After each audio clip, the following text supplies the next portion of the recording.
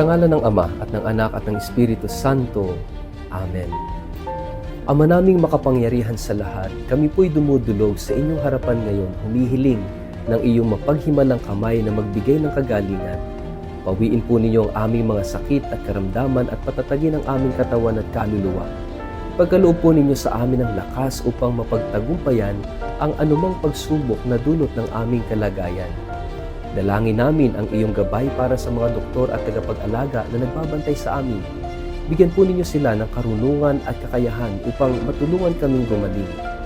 Sa bawat araw, patuloy po sana kaming magtiwala sa inyo at sa iyong walang hanggang pagmamahal. Ipinagkakatiwala po namin sa inyo ang aming buhay at kalusugan. Sa pangalan ni Jesus na aming Panginoon at tagapagligtas. Amen. Sa ngalan ng Ama at ng Anak at ng Espiritu Santo. Amen.